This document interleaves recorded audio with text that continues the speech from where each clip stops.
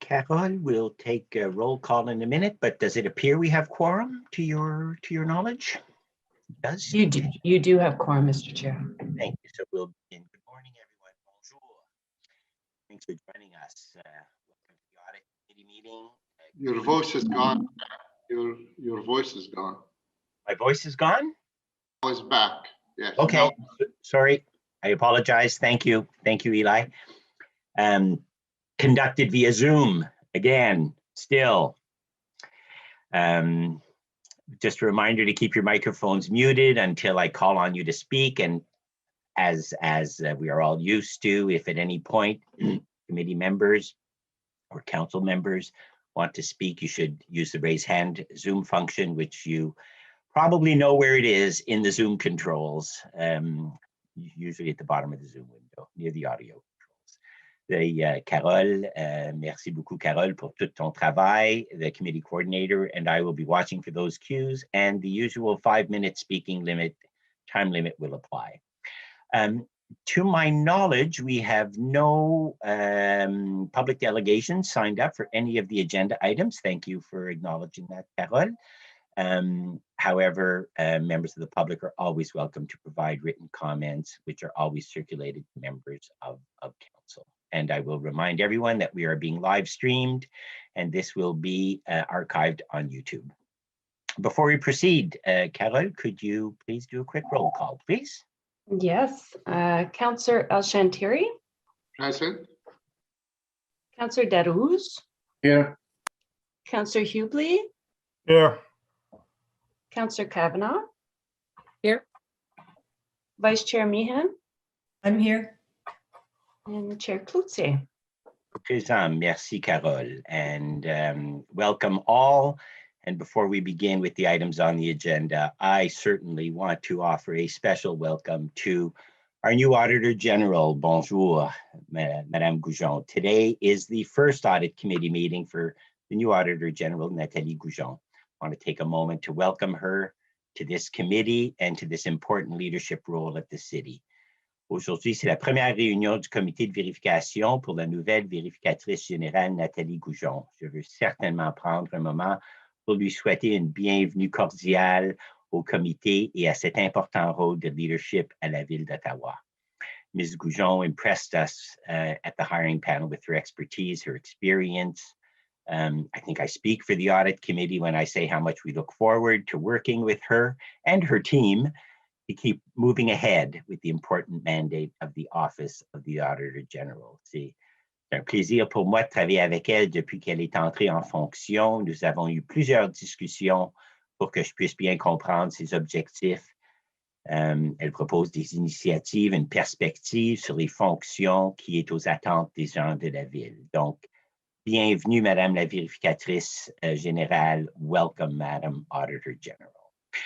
Today, the committee will review the Auditor General's approach and the timeline for a quality assurance review for revised terms of reference for the Audit Committee and the proposed amendments to the audit recommendations and the implementation process. On va examiner une approche pour le calendrier de la vérificatrice générale, l'assurance de la qualité, le mandat du comité de vérification et des modifications proposées au processus de la mise à jour des recommandations. The Auditor General will also bring forward her interim work plan for 2021 and report back on 8 audit follow-ups. Et je veux certainement profiter de cette occasion pour remercier le personnel et la direction de la ville qui travaillent avec la vérificatrice générale sur ces rapports de suivi. I want to thank city staff, management, who work alongside the Auditor General on these follow-up reports. And with that, we will now turn to the agenda. Colleagues, any declarations of interest? Seeing none, thank you. The minutes, confirmation of minutes for our meeting of November 24th, are these confirmed? Carried. Carried. Carried. Thank you very much. And we will go through the items. Item number 1, the Office of the Auditor General, Quality Assurance Review and External Assessments. There are no presentations or public delegations. Are there any questions? Is this item? I am seeing nothing. No one signaling. Is this item carried? Okay. Thank you very much. Item number 2. Before we begin, Mr. O'Connor, Mr. City Clerk, could you provide a few comments regarding the procedures on this matter, please? Well, thank you, Mr. Chair, and I appreciate the opportunity to address what I'll refer to as some procedural niceties with regards to this report and some of the others that are following on this first audit committee for the new AG. I'm aware, Mr. Chair, that you have a number of experienced members on your committee, and particularly you've got a number of committee chairs on your committee, so I refer to them as procedural hawks. So when we look at item number 2 on the agenda, it's talking about the implementation update process with some proposed modifications. And when I look at the recommendation and I look at the report in itself, it talks about the governance report, the midterm governance report that just took place in December. And it's making recommendations with regards to discussion over committee terms of reference, work plans, those sorts of procedural issues. Now, Mr. Chair, you're very familiar, as are your members, that under normal circumstances, Council will only deal with procedural issues for its standing committees, its subcommittees, and itself twice a term. So it'll be at the beginning of the term with regards to governance matters and at midterm governance, which just took place in December. The AG has rightfully put something before you describing the background of it arising from that meeting. So in the normal circumstances for Council to revisit or committee to revisit an issue, you would usually use the waiver of the rules of procedure with regards to that in order to revisit an issue that Council and committee has addressed. In this instance, I'm not recommending that, Mr. Chair. I'm recommending that you use the procedure and the common law process that we use much less, which is that you are receiving new information. I always like to read the last part because Mr. Mark will get angry if I forget it, that in the opinion of the chair or mayor might have led to a different result at the initial vote. So the initial vote was in December of 2020. The new information, Mr. Chair, is supplied to you by a new Auditor General who has new professional recommendations for the committee and Council to consider. And I think it would be within your power to rule that, yes, this might have led to a different vote in December if you had that new information in front of you. So, Mr. Chair, for those reasons, if you accept it, my view is that this is new information and you can proceed to deal with all of the reports in front of you. Thanks. Mr. O'Connor, thank you very much. Always appreciate your counsel and your advice and with respect to these matters. So on the item number 2 and the audit recommendations implemented update process, I am so ruling that this item can be heard by the committee, and if that is the will, carried by simple majority of the members of the committee present. So we will hear the item. There are, again, no delegations. Are there any questions? Councillor El Santiri, please. Thank you, Mr. Chair, and thank you, Mr. O'Connor. Mr. O'Connor, if I understand that the term of reference you're making reference to is still the chair or the mayor still has the ability, based on some new information, to bring item to their committee. Is that correct? That's correct, Mr. Chair. So that will not change that process, correct? That is correct, Mr. Chair. Okay, thank you, Mr. O'Connor, and thank you, Mr. Chair. I just want to clarify this. Thank you, Ms. Councillor El Santiri. Any other questions on this item number 2? Why don't I put that on Do Not Disturb? I don't know if you heard that, but my jabber was ringing there. Any other questions on item number 2? Is the item carried, please? Carried. Carried. Thank you. Thank you very much. Merci, Madame la vérificatrice générale, pour ces deux rapports-là. We are now on to item number 3, the Office of the Auditor.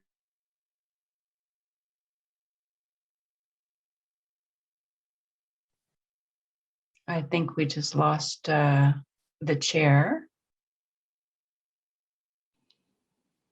Councillor Meehan, would you mind taking over while we try and get the chair back online?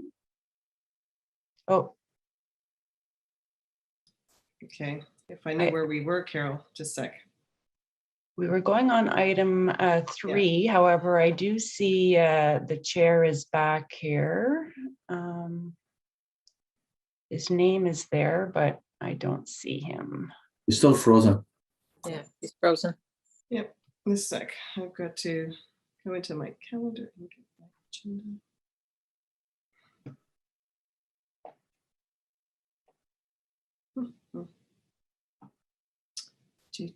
Do.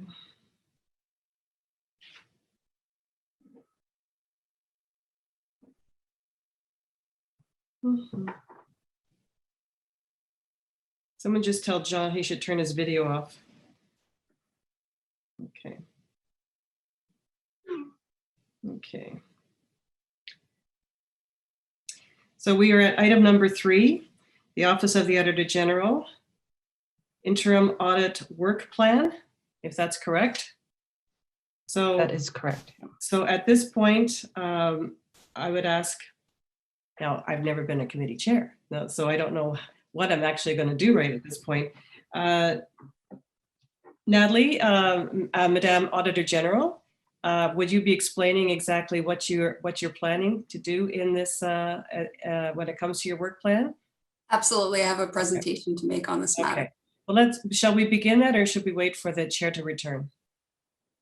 I'll leave that to you and Carol, I believe, to. I think I'm going to defer to Carol on this because she really is the expert.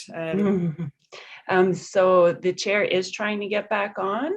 You could proceed with the presentation in the meantime and continue chairing until Councillor Klutze is back on. Well, it is very clear that the chair is aware of the Auditor General's work plan. So if it's okay with the rest of you, then we will continue, and the Auditor General can lay out her work plan, and he'll join us when he can.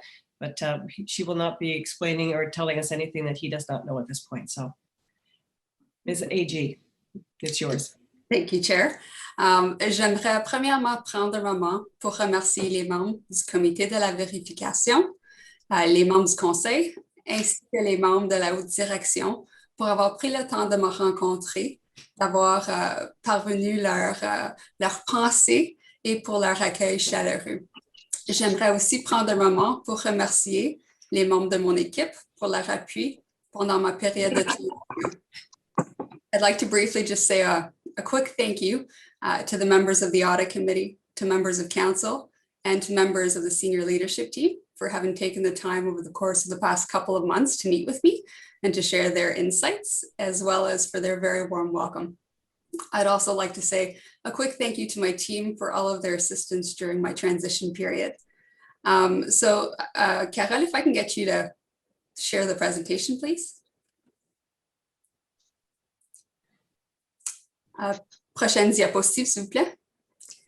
So firstly, I'd like to provide a little bit of background information. I'm sure many of you are aware that the Auditor General is responsible for assisting City Council in holding itself and its administrators accountable for the quality and stewardship over public funds and for the achievement of value for money in municipal operations.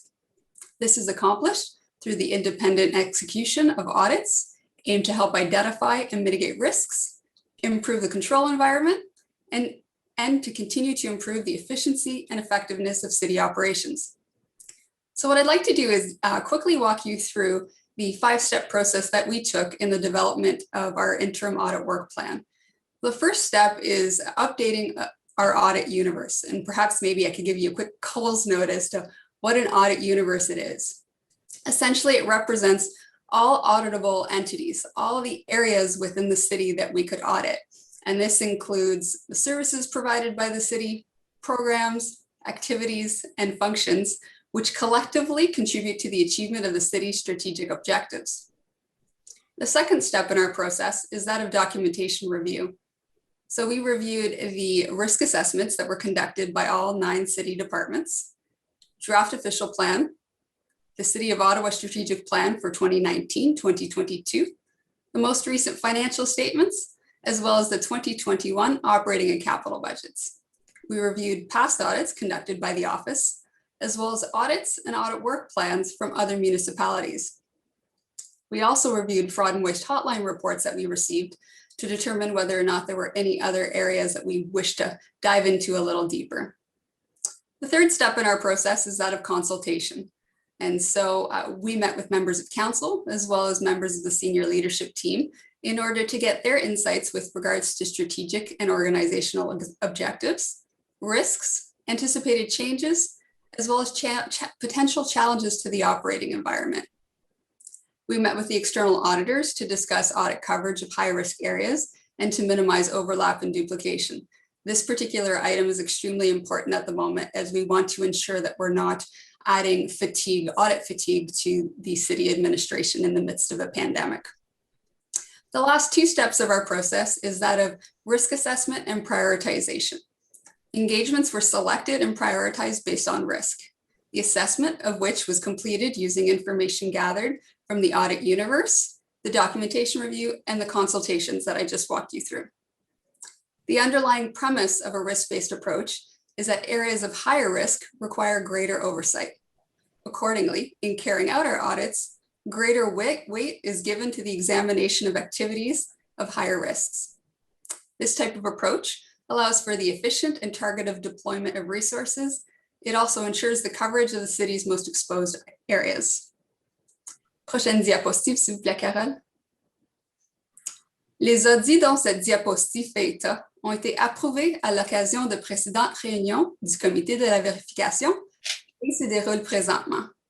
Ces vérifications devraient faire l'objet d'un rapport du Comité de la vérification cet automne. Le rapport sur la vérification de logements communautaires d'Ottawa sera d'abord déposé auprès du Conseil d'administration et sera transmis pour information au Comité de la vérification en 2022. The audits listed on this slide were approved at previous audit committee meetings and are currently underway. These audits are expected to be reported to the audit committee this fall, with the exception of the Ottawa Community Housing Audit Report, which will first be reported back to the Ottawa Community Housing Board of Directors and provided for information purposes to the audit committee in early 2022. Prochaine diapositive, s'il vous plaît. The audits listed on this slide are before the committee for approval. The first 2 audits listed are the audit of competitive procurement process and the audit of grants and contributions. We anticipate these audits to be reported back to the audit committee this November. The latter 2 audits that we are going to discuss in more detail will be reported back to the committee in 2022 and future years. The prevention of workplace violence and harassment is currently top of mind for all levels of government across all industries. So we have identified this item as an audit, as a potential area for audit, as we want to ensure that the city has established and consistently implements policies and processes that foster a workplace that is free of violence and harassment, and that city staff feel safe coming forward with allegations of this nature should they arise. The last audit on this slide that you see is that of a pandemic response audit. You'll also note that it's identified as a multi-phased audit. But we anticipate, obviously, that there are many areas within how the city responded to the pandemic. And as such, we'd like to dive into a few of these areas. I would, however, like to emphasize that while the review of the city's response to the pandemic is a very key area for us to review, we will be refraining from commencing any work in this area until we believe the pandemic is in a controlled state for the city. We do not want to interfere in the city's ability to deliver the very important services to its residents. As such, I do not anticipate our office commencing any work in this area until either later this year or early 2022. The scope of these audits have yet to be determined. We will do so closer to the commencement of the audit based on identified risks. Prochaine diapositive, s'il vous plaît, Carole. In addition to the previously mentioned audits, our office will continue to be responsible for the administration of the city's fraud and waste hotline, which is available for employees and the public as part of the city's fraud and waste policy. Our office will review issues raised through the hotline and will present the reports of those reviews and investigations to the audit committee and to council. The 2020 annual fraud and waste hotline report is scheduled to be tabled at our next meeting in May. Larger investigations may also arise as a result of complaints raised through the fraud and waste hotline or through the conduct of approved audits. Based on available resources, we will conduct follow-up procedures to ensure that recommendations made in previously issued reports and action plans developed by management are implemented in a reasonable timeframe. The fourth item on this slide you'll see is that of an external quality assurance review. This was the topic of one of the items that was previously put through, item number 1. And perhaps maybe I can just give a little bit of context to the listeners with regards to this. The Institute of Internal Audit, which is the standards by which the Office of the Auditor General has to abide by, requires that an audit function complete an external assessment at least every 5 years. So in accordance with a motion passed by Council in December, and in alignment with these standards, the office will be hiring an external firm to conduct this assessment. Lastly, our team leverages the assistance of external consultants to assist in the execution of our work plan. We currently are working off of a 5-year standing offer, which expires next year. As such, we will work with the Chief Procurement Officer in launching a request for proposal and establishing a new standing offer. Prochaine diapositive, s'il vous plaît, Carole.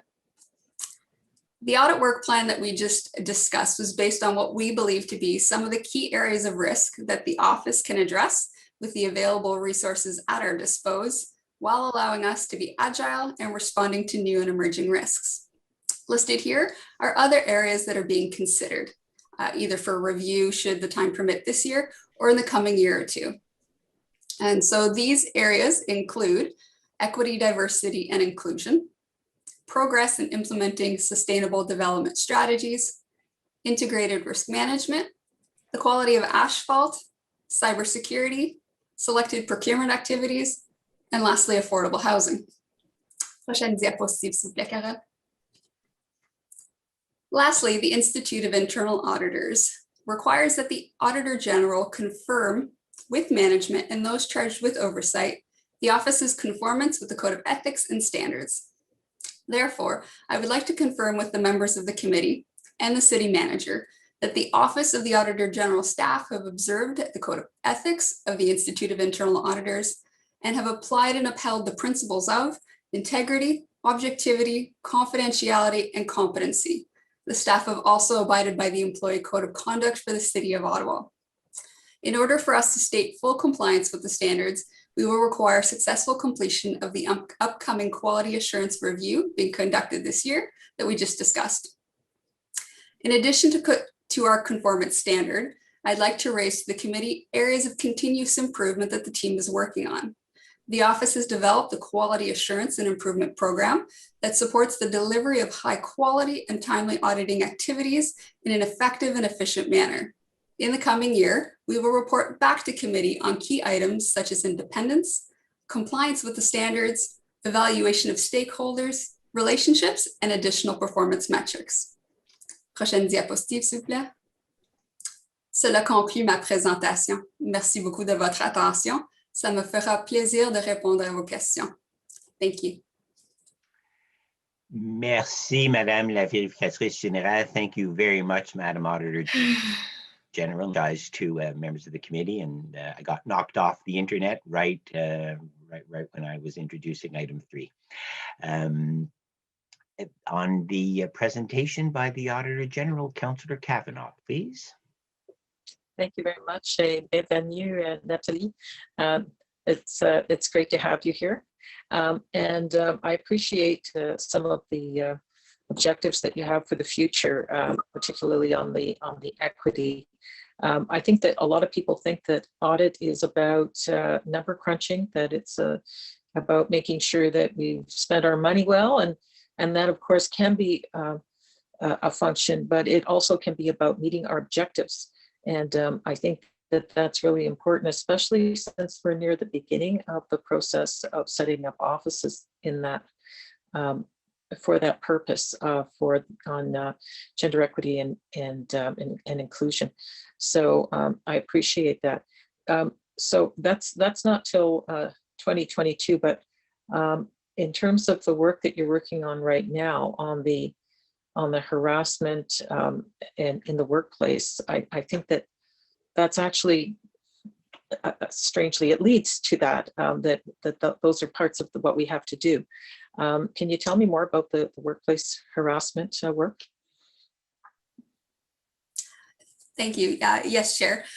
So obviously we haven't developed a scope for this audit just yet, but what I can definitely state is we'll be looking at the processes, the policies and processes that management has established and how well they are currently implemented. There's also new legislation that's come into play earlier this year. So we want to ensure that the policies and the processes are also updated to reflect that new legislation. Thank you. What is the scope that you would be looking at? We're a pretty big place here. We're talking beyond just city council, obviously, but are we including police? Are we including firefighters? How far is the scope? Thank you for your question, Chair. And perhaps maybe I can just give a little clarification with regards to our purview. So, and I'm sure some of these questions may come up down the line as well as, so my purview, the office has purview over city administration. So essentially that includes city staff. So that would be all staff that work under the 9 departments, as well as council support staff. It wouldn't necessarily extend to other organizations unless I am provided with a request from the board in order for us to take a look a little deeper. Thank you, because you are started a report on Ottawa community housing. Not for harassment. I mean, you are doing an audit on that, and which is a pretty big place. So you could possibly do like one on OPS, for example, if you were asked. So thank you for your question, Chair. Under the Auditor General bylaw, there's actually 2 municipal organizations that we do not require additional permission to perform audit work on, and that would be Ottawa Community Housing, as well as the holding company for Hydro Ottawa. With regards to OPS, OPL, and OPH, we would require a written request from the Board of Directors and then subsequent approval from the Audit Committee. But we would definitely be open to doing work in any of those areas. Okay, thank you. I think it's just good to know what's going on out there. In terms of Ottawa Community Housing, I'm on the board for that. Full disclosure. So, so very interested in what you'd be looking at. I understand it's for procurement, for like what the new buildings, et cetera. Is that correct? Thank you, Chair. So our scope for that audit is we are actually just commencing it. We've had to put a pause on it due to the pandemic and also just a little giving management over at OCH a little bit of leeway and breathing room, as they do have a lot of projects currently underway. So we will be looking at the procurement and project management with regards to their new development, knowing that the city is looking at continuing to further provide, in some cases, OCH with additional housing functions to continue to develop. We thought that this would be a very pertinent area for us to review. Okay, but it's not I think that people think that audit is like, chasing something that doesn't appear correct, but is it, which I don't think is the case but what is the point, for what is the goal? in this case for OCH. Chair, so with regards to the scope and the objective of these audits is we're firstly looking at ensuring that they have appropriate processes in place in order to fulfill their development strategies. And so I think that's really the key goal is, as you mentioned, when it comes to audit, we're not necessarily just looking at how taxpayer dollars are being spent, were they spent well? It's more so, do they necessarily have the right processes in place in order to ensure that they're going to be able to meet some of the key items within their development strategy for the city? Okay. Well, thank you very much, and welcome, and look forward to continuing to work with you. Thank you very much. Thank you very much, Councillor Kavanagh, and you're absolutely right, Councillor Kavanagh, with the distinction that you were making. Auditing is not simply about financial statement auditing what was reported. Any auditor wants to make sure that the statements that they're signing off on are relevant and reliable and reflective of the reality. But the important work of the Auditor General is beyond that scope, and I don't want to speak for her, but as an accountant, it is certainly with respect to the objectives, whether an organization, a department, has attained the objectives that were given to it by council, by the administration, and whether they have attained those with respect to their contracts or their strategies, and to be able to comment on that. Always, as the Auditor General had said earlier, always with the objective of council being accountable to itself and to its commitments to the residents of the city. So thank you very much for those questions, and Madam Auditor General. And I see, welcome, Councillor Menard. You had a question for the Auditor General. Thanks very much, Chair, and nice to be here. I'm not on the committee, but I just wanted to welcome Nathalie to first audit committee since coming on board. So congratulations, and looking forward to working with you. I just had a couple of questions about the audits that are going to be commencing in 2021 and early 2022. For the pandemic response audit, when would it normally be reported back on it? If it starts in, say, late 2021 or early 2022, would it be reported back on before the fall of 2022, or when would it normally happen? Thank you, Councillor. Chair, I don't want to commit ourselves to something that we won't be able to stand by just because we haven't determined what areas we're going to look at or our start date. But what I'd like to state is what we are aiming for is for much timelier reporting back to committee. So if we were to say start something late fall, I would hope to be able to report back by the following fall as well. But it depends what areas we choose to look at and how large our scope is. Okay, okay, that's helpful. And then with regard to the audit of the competitive procurement process, there's two council priorities we're going to be that are linked there. One is the environmental stewardship, and the other is our sustainable infrastructure piece. Will this audit take into account procurement processes that went outside of our procurement bylaw as well, or is it just going to be looking at audits that use the actual bylaw itself? Because we've had some that have gone outside of that, and I just want to know if we're going to be looking at those as well. Chair, we haven't determined the scope of this item yet. We'll be doing so in May. However, I would presume that it may very well encompass both. Okay. Okay. Thank you so much, Madam Auditor General. Really appreciate those answers and you being on board. And thank you very much, Mr. Chair. Back to you. Thank you, Councillor Menard. Did any other members of the committee or council, if any are present, have any questions? Any further questions? Seeing none, on item 3, that the audit committee recommend council approve the Office of the Auditor General's 2021 interim audit work plan. Is this item carried? Okay. Carried. Thank you very much. On to item number 4, the Office of the Auditor General report on audit follow-ups, Bureau de la vérificatrice générale, le rapport sur les suivis de la vérification. And first, I would ask Vice Chair Meehan to please put forward a motion with respect to adding the report to the agenda, please.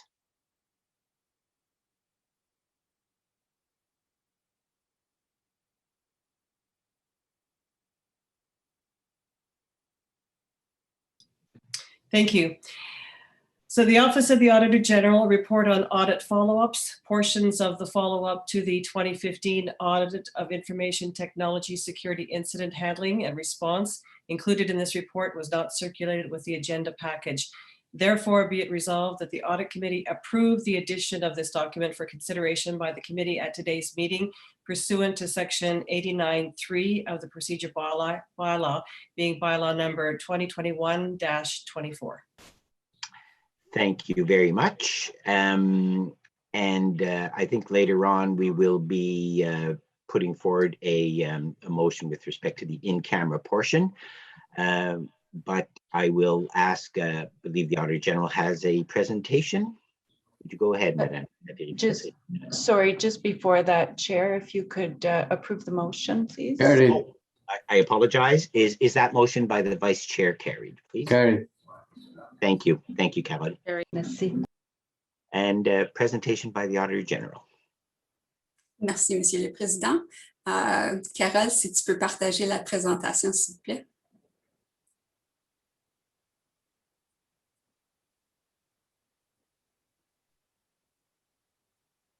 Merci beaucoup. So the next item on the agenda is for us to walk you through the results of our audit follow-up procedures that have been conducted since last September. Prochaine diapositive, s'il vous plaît.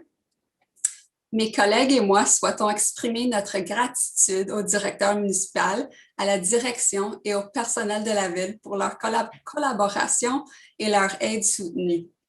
J'aimerais aussi remercier mon équipe qui fait partie le vérificateur général adjoint, Ed Miner, vérificatrice principale, Sarah Parr, Louise Proux et Margaret Sue, ainsi que notre vérificateur, Marlene Perez.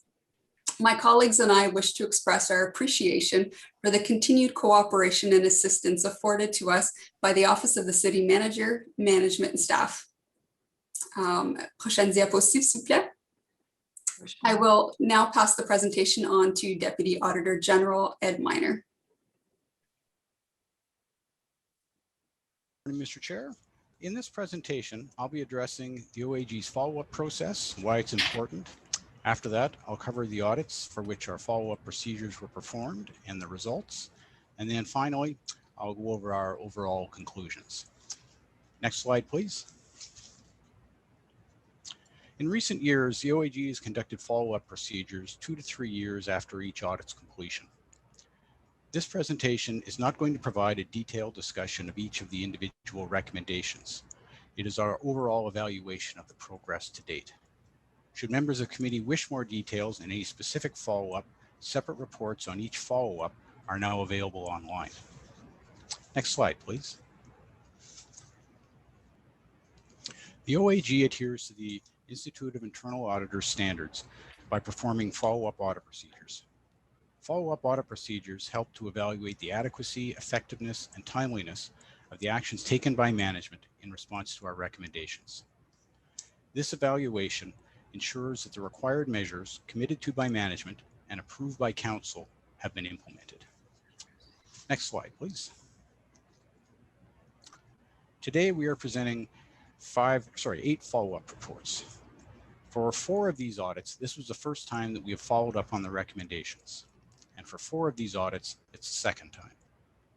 The audits for which this is the first follow-up are the audit of IT remote access, the audit of the regulatory framework for LRT, the audit of the social housing registry, the review of the city's practices for the procurement of commercial vehicles, and the audits for which this is our second follow-up are the audit of the Human Resources Master Plan, the audit of IT governance, the audit of IT risk management, and the audit of IT security incident handling and response. Next slide, please. The OAG assessed the completion of the recommendations using the following categories: complete, partially complete, and not started. We found in this case that the vast majority, 82% of the recommendations, were assessed as being complete, and most of the others, 16%, were assessed as being partially complete. But we should note that 6 of the 8 recommendations that were partially complete have remained outstanding after 2 rounds of follow-up. And we found 1 recommendation that had not been started. Next slide, please. This chart shows the recommendation implementation percentages from 2018 to 2021. The vast majority of the recommendations, 95% on average, were assessed as being complete, and that's the blue columns, or partially complete, that's the orange columns. On average, only 2% of the recommendations were assessed as being not started. Next slide, please. All recommendations for these audits were complete based on our follow-up procedures.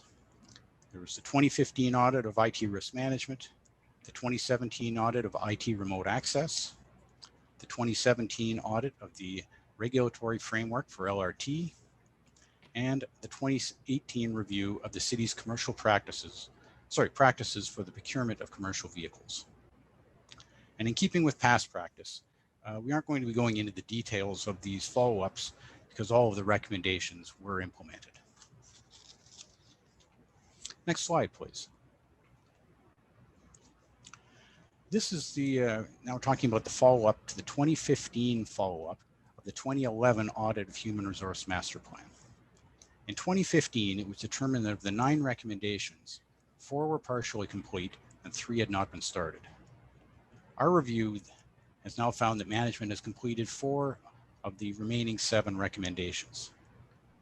While we found 3 recommendations to be partially complete, we noted that plans are in place to address these recommendations. One of these relate to the need for HR to provide an approach to medium and long-term workforce planning that is applied in all city departments.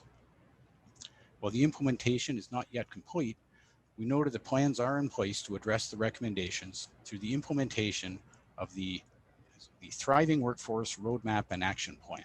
That's an HR's plan. They call it the Thriving Workforce and Roadmap Action Plan.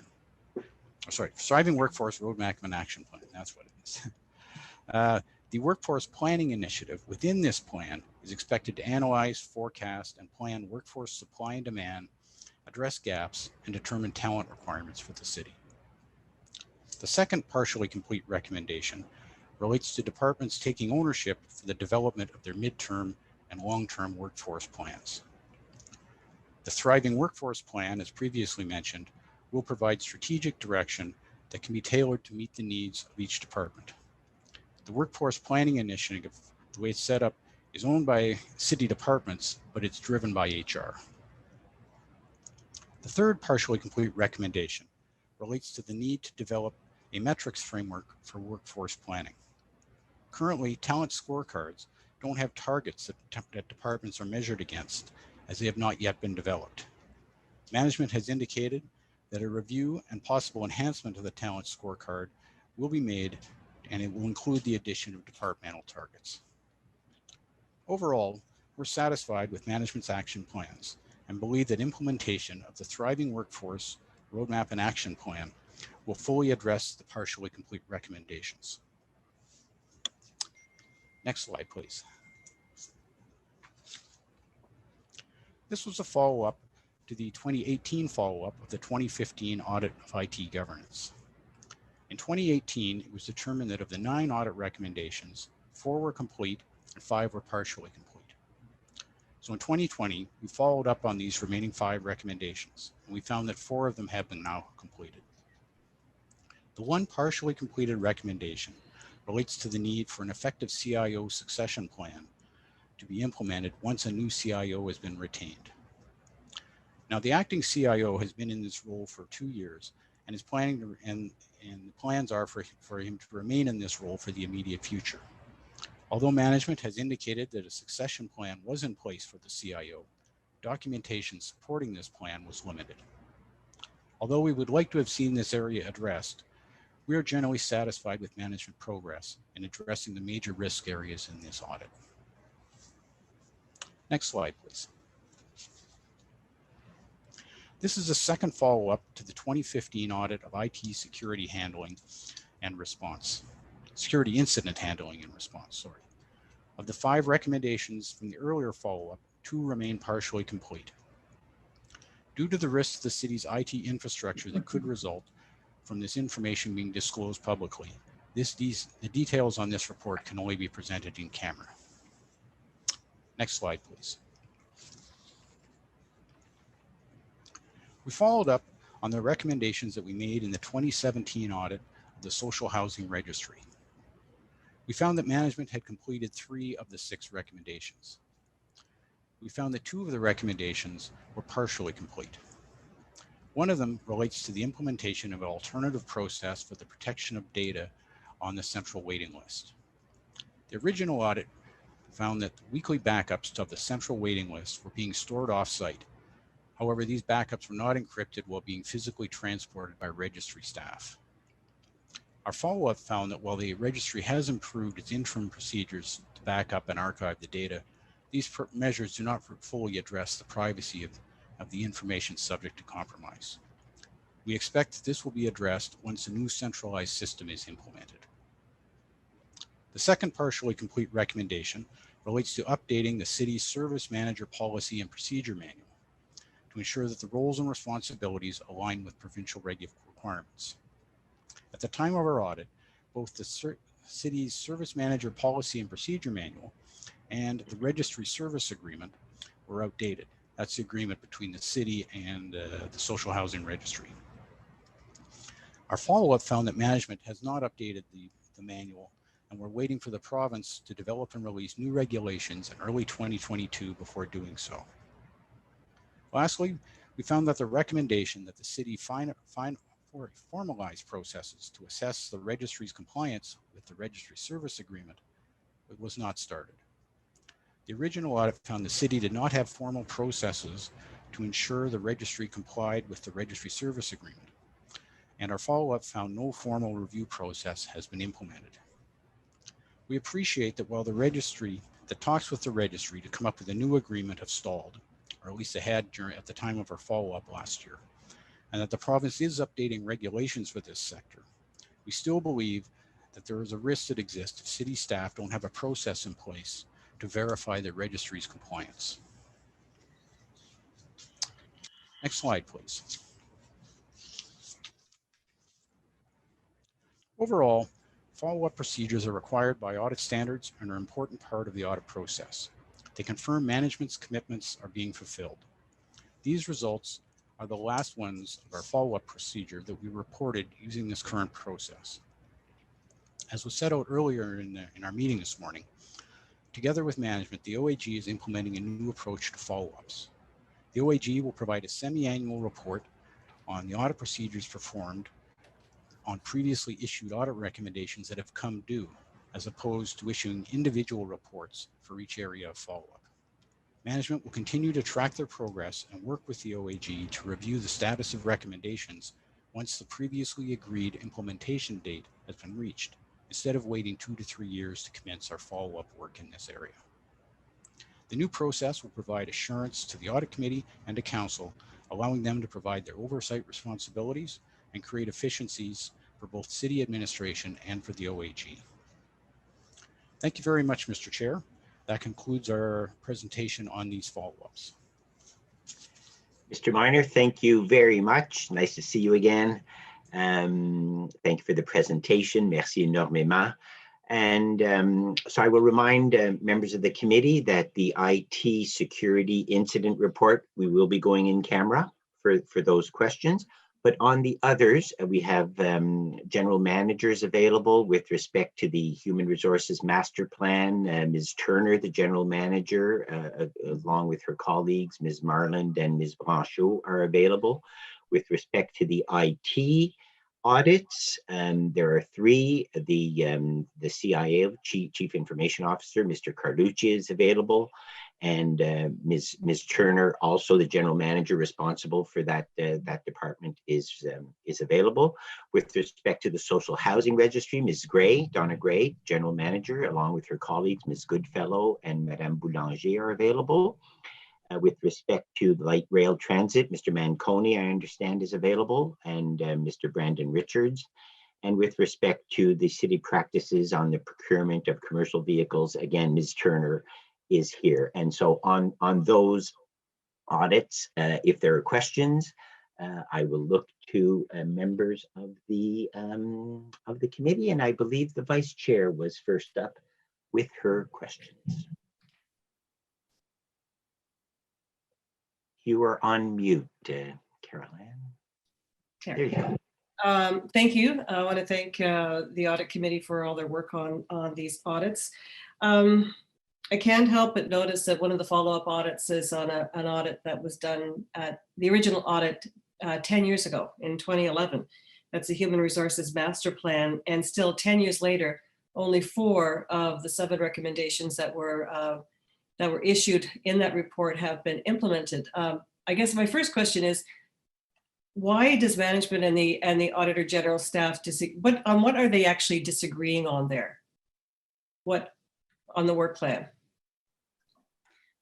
Thank you, Councillor, for the question. Actually, we do agree with the Auditor General's recommendations regarding all nine recommendations. I just want to say the organization have actually vastly changed over the past 10 years.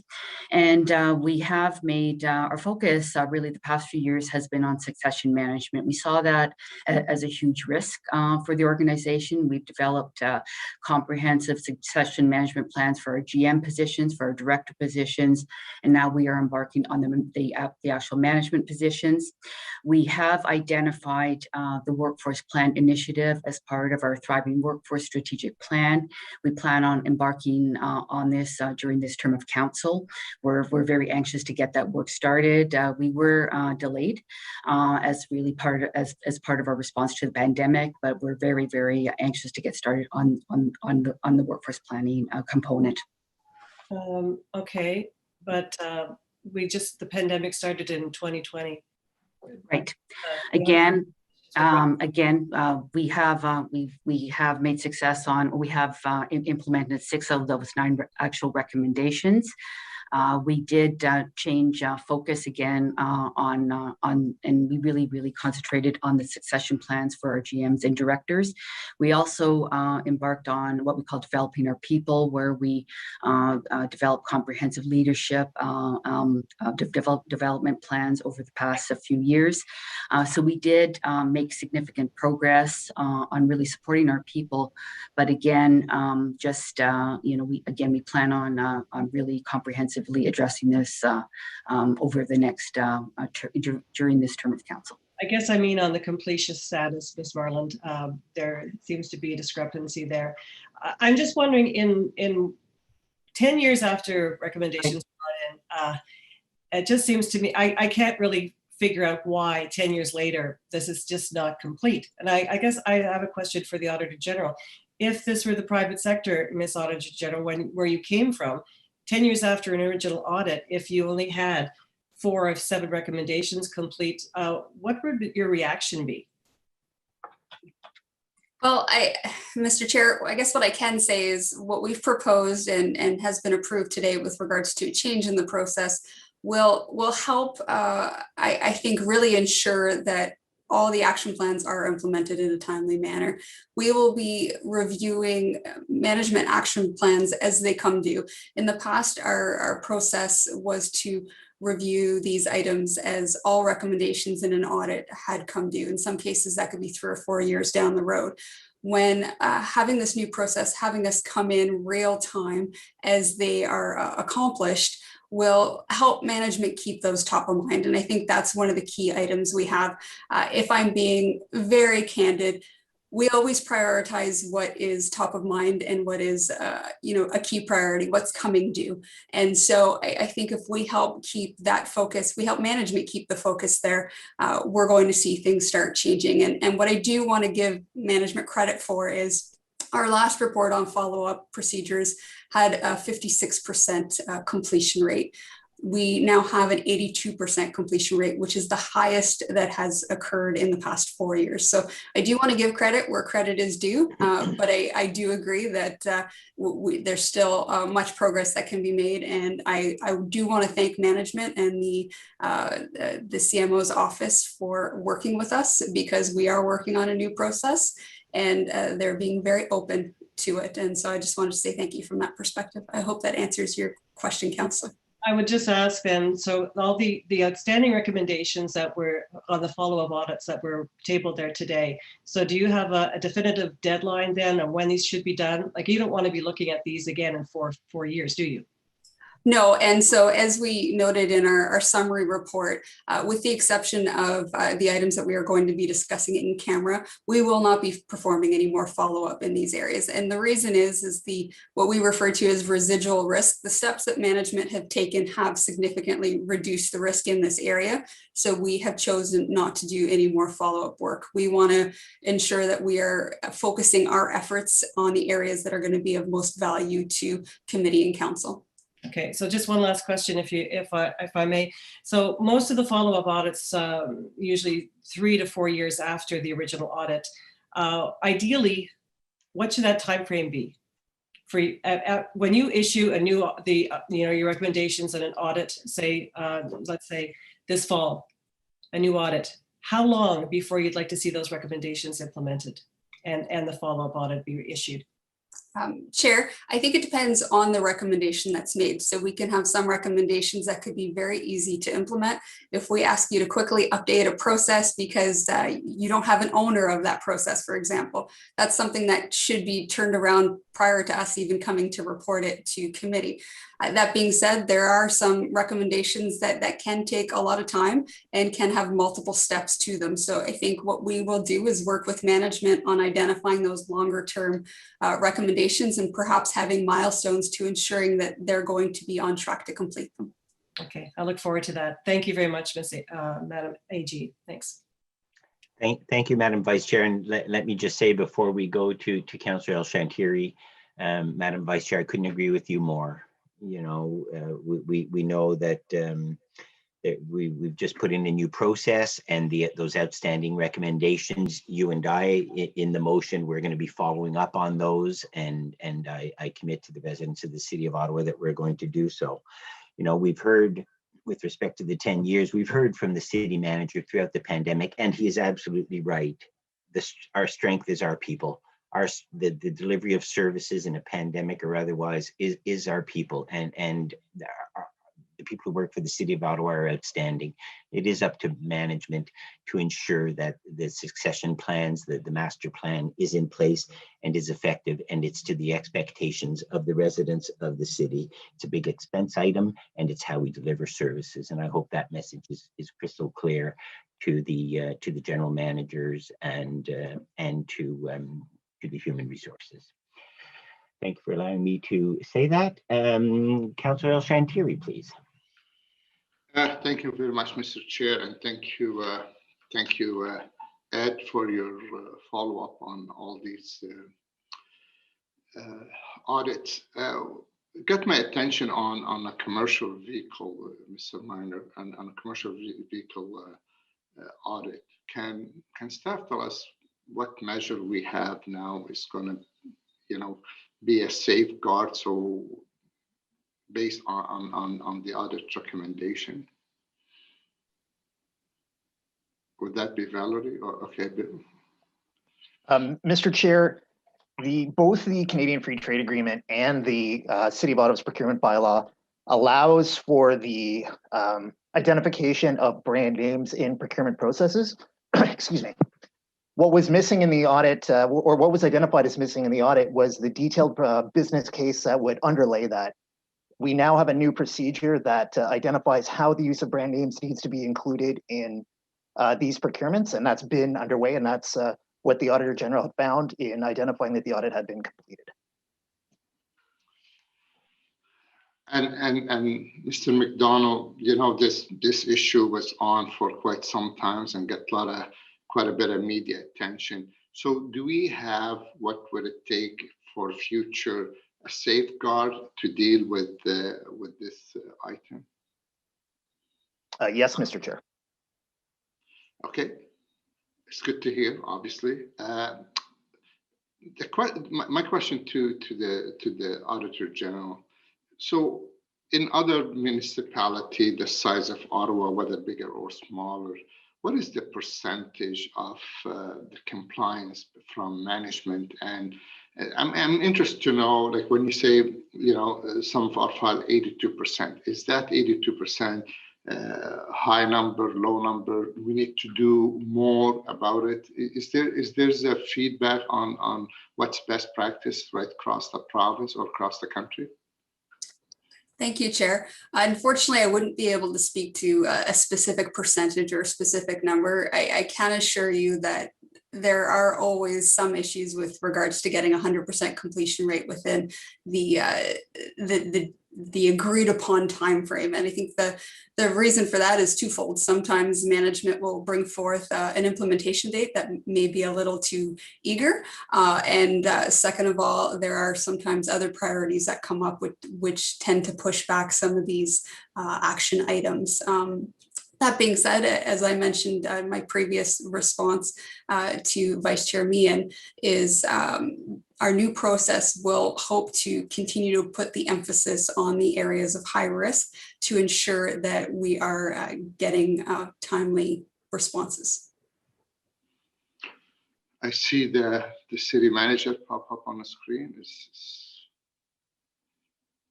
You're on mute, Mr. Kanalakis.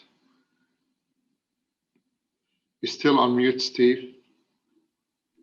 Thank you, Mr. Chair. Thank you, Councillor. Sorry, I couldn't find my little yellow hand. I just, you know, I recognize that we're focused in on, you know, a few recommendations that, you know, are late or have been of issue that have been raised. But I want to remind, and I do this seems every time we have follow-up audits committee, that since 2005, we've had 2,529 audit recommendations from the Auditor General's office. And of those, 96% are implemented or tracking on time. So we're dealing with 4% of audit recommendations of 2,529. So I think we're doing quite well. There's some, obviously, there's some reasons, and I appreciate our AG, Ms. Goujon, for commenting. And we've had this discussion where I think the challenge for us is sometimes we're a little too optimistic in terms of when we put the timelines for it to be finished. Sometimes we underestimate how much work will be done. And as she told me, and I completely agree, and I think it's a belief I hold, it's sometimes, and she mentioned it in her comments, is that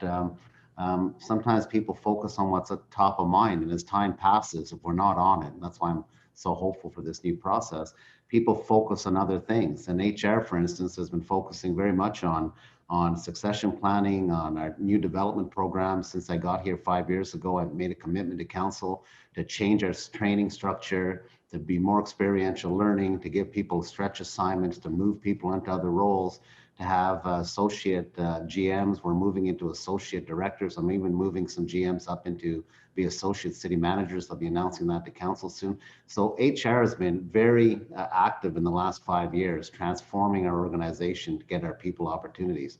So I appreciate, I think the new process, which our new AG has brought forward, and I welcomed and I thought was refreshing, is going to tackle this problem head on in terms of ensuring we hit the milestones.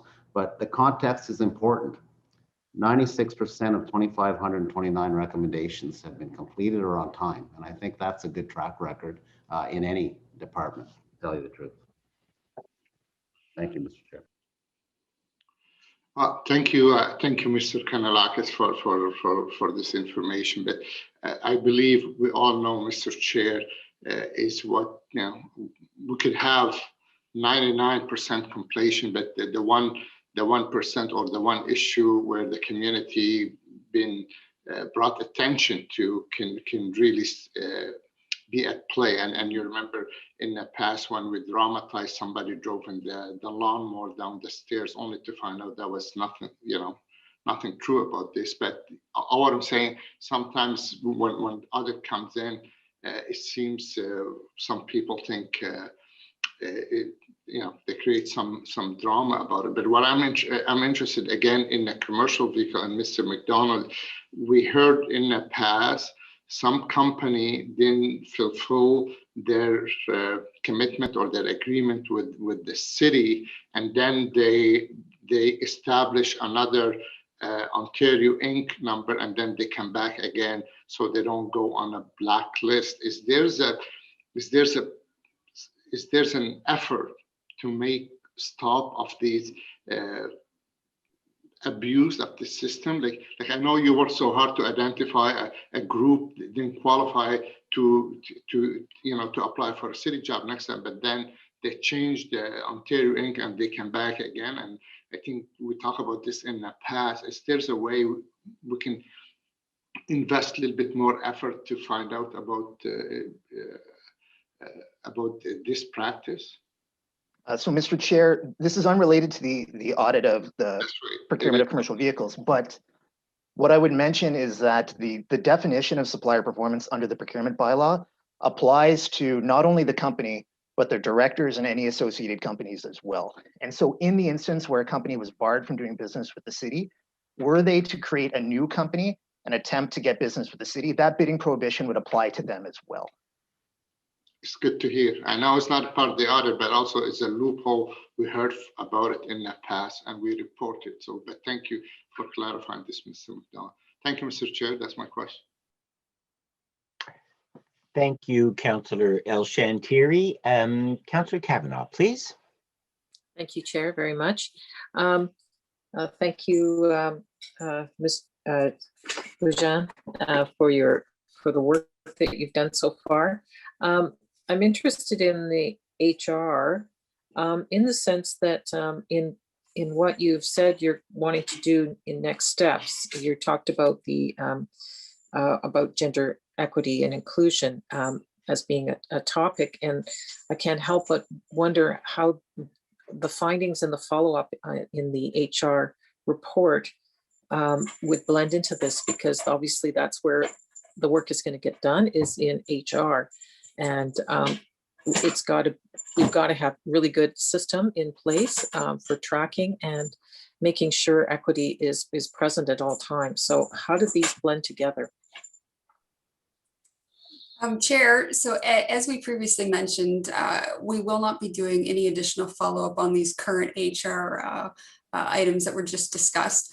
With regards to future audits, we will be obviously working with management as we issue future recommendations. We'll be working with them to determine the most appropriate time frame in order for them to implement their action plans, and we'll be following up on them as they come due.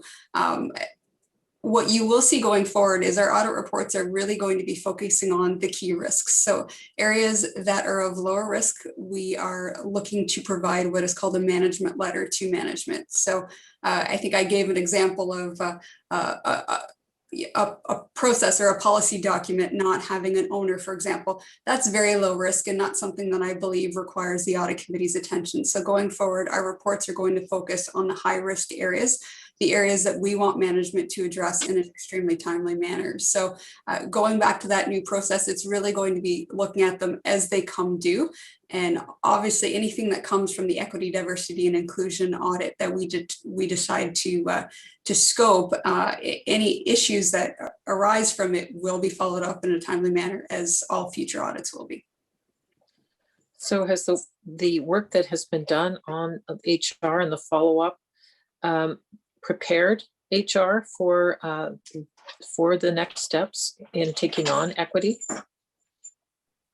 I don't think I'd be in a position to answer that question. I think we'd actually have to review what they currently have from a plan perspective and audit that plan and the implementation of that plan in order to be able to give you a good answer.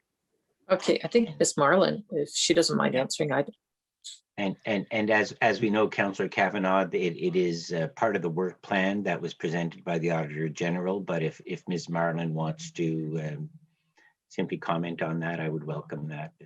Yes, and just HR has been partnering with our colleagues in community and social services. There's the new service that has been established there, which is under the under the management of Donna Gray, and we've been working very closely to review all of our HR policies, our recruitment practices, to eliminate any systemic barriers, and to really ensure that our policies and practices enable us to have a diverse workforce that represents the city that we serve. So we are actively working with our colleagues in community social services. Thank you very much. Appreciate it. In terms of the social registry, my concern is going forward in terms of our clients that use this system. Were they at any time, were their names lost, or was there any issues with anything detrimental to our clients? And going forward, has this been resolved? I guess that's my top concern when we have such a registry. I can just clarify on the results of our work. We didn't come across any instance where the information on the people on the registry waiting list were divulged or provided or not being being exposed. What we found was that there was still a risk in that area, and that's what we're highlighting. But we had not we're not aware of any incident of them being exposed. Okay, so it was all risk, but nothing had happened. No incidents. That is correct. Okay, or duplication and making it so that made the list longer or anything like that. Although we didn't cover that in our follow-up audit back when we did the original audit of the registry, we did look at the number of the makeup of the list, and it's we didn't find the individuals being on that list more than once. I'm sort of top of my head. I don't recall that any problems in that area.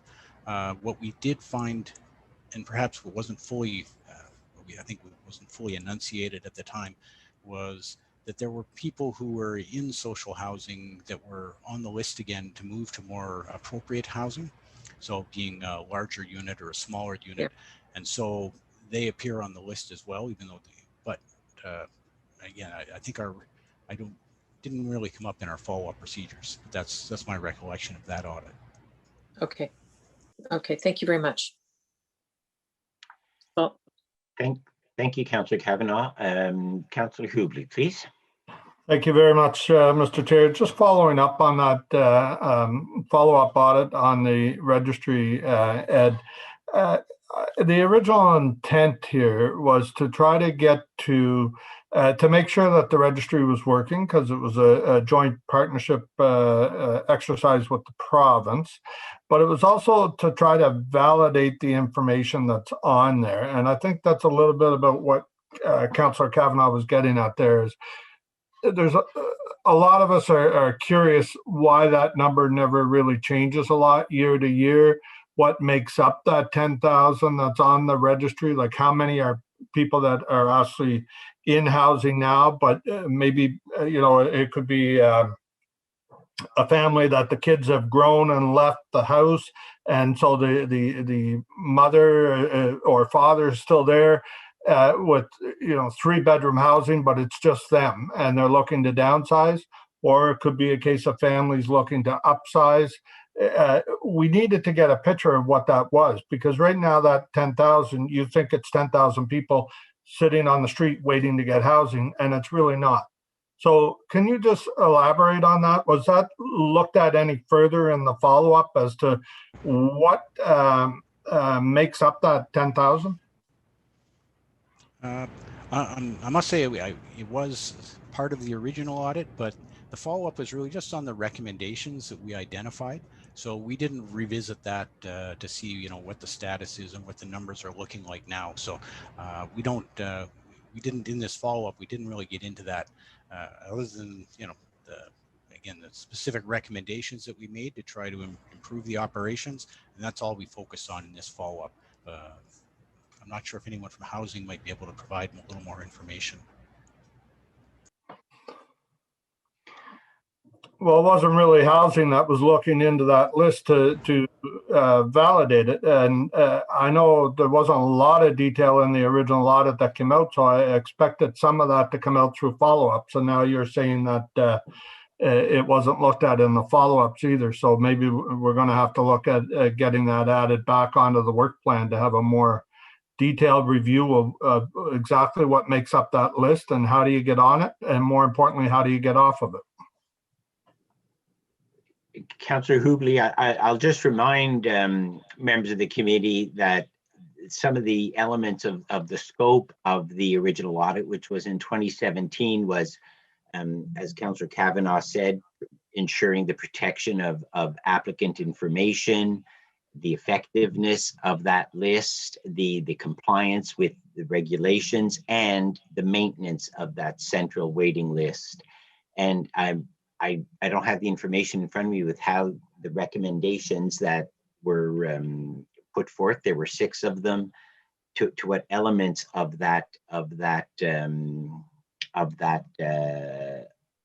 those findings, to what elements of those findings those recommendations applied. I do understand what you're saying with respect to making sure that the centralized waiting list reflects the reality of those persons that are getting on and off. And if the recommendations that you followed up on, Mr. Minor, is that what they related to, the maintenance of the centralized waiting list, or were they other aspects? It was, to be honest, it was more of the other aspects, Chair. There were recommendations on, I think that addressed some of the ideas on some of the items to improve the maintenance of that wait list, but we didn't really find a lot of issues with the accuracy of the data on that list. Back, if I recall, back in our original audit, it was accurate. It was more procedures to try to improve the processes that were used. But again, when we did our detailed testing and went back to the actual applicant files and things like that to find out who was on the list and the processes for getting people off the list, we didn't find a lot of problems in that area. Again, we had 6 recommendations to try to improve things, but the actual numbers was not an area of where we found problems.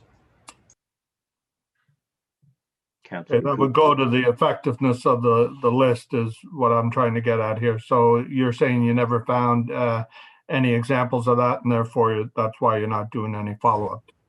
Correct. It's just a fluke that number stays basically the same year to year. Yeah, there's actually a fair, I don't have the numbers in front of me, but there's a fair number of, fair bit of churn going on and off of that list. We seem around, at the time it was 14,000. We have, people coming off, and then we have people coming on, but it always seems to balance out around that area, or it did at the time. Okay, because I recall at the start we heard a number, something like a third of the list was, as I described, people that have housing but were looking to either upgrade or downgrade their housing. So, but we didn't get into that, is basically what you're telling me. Well, if I recall in the audit, we did identify that was the case and that could be better reported, but those numbers are, the registry does make those figures available. It's not because often people only report on the top number, the 14,000, and they don't get into the details of the report, where that is disclosed, or at least I believe it was at the time. Okay. Councillor Hubley, I see Ms. Goodfellow has turned on her video. Would you like to hear from her with respect to your specific question? Sure, and then I want to move on. I have one more question. Thank you. Ms. Goodfellow. Thank you, Mr. Chair. With regards to the numbers on the wait list, I understand, and it has been a point of discussion over the years.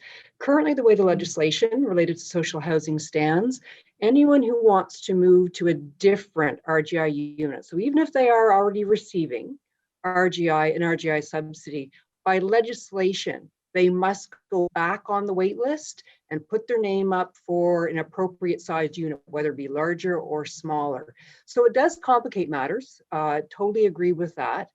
With the new legislation that's coming into place related to Bill 184, there is the option for service managers of the city to look at an alternate process related to those that are already housed versus those that do not receive any housing benefit.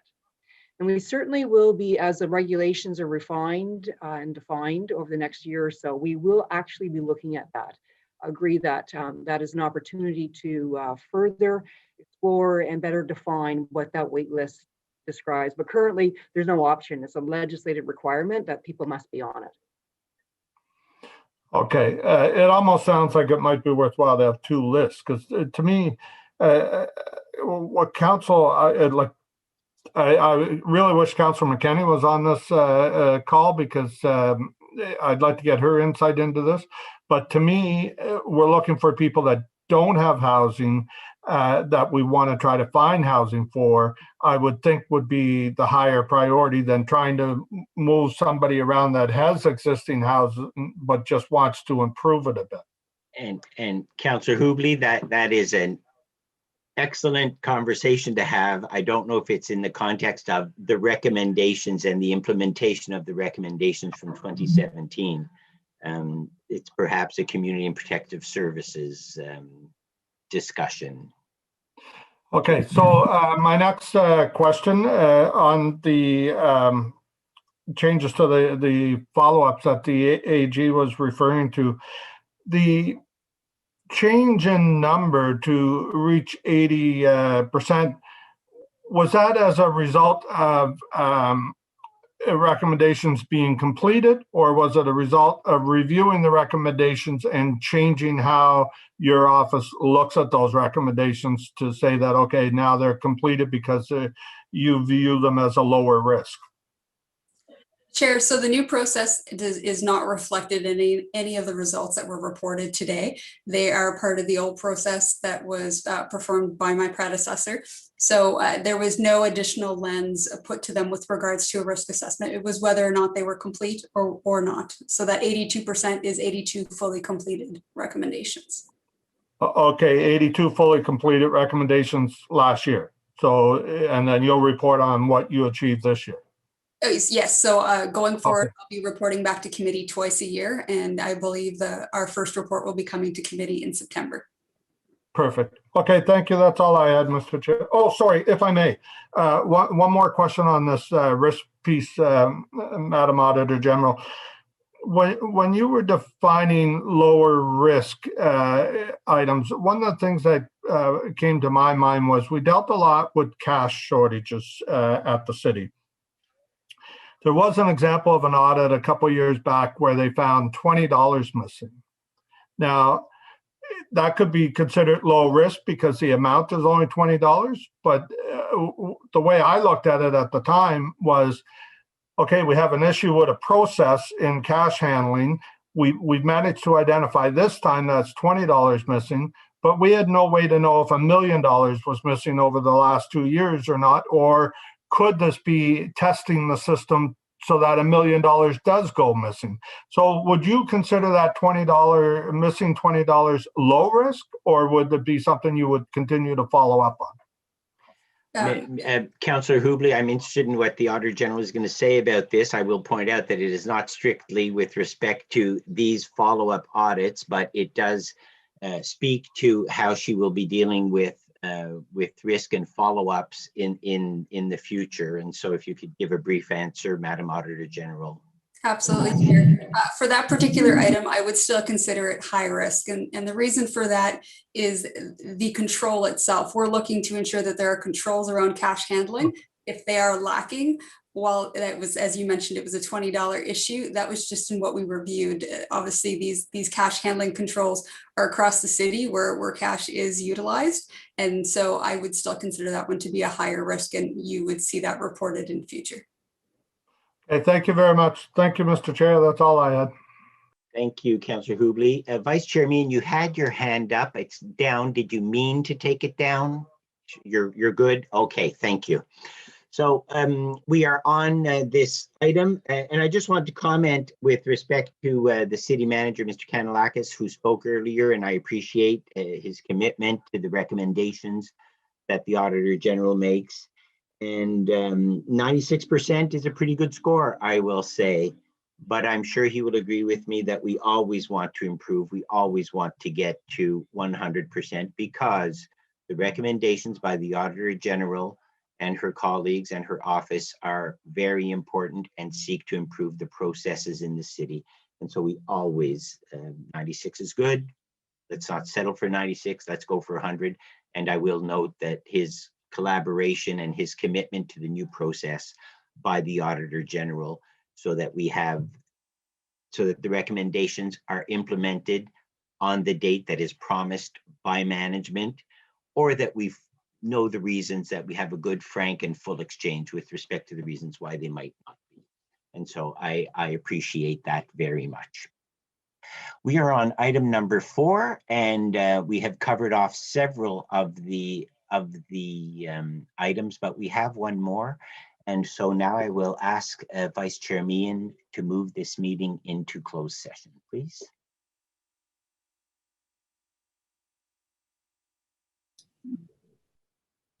Let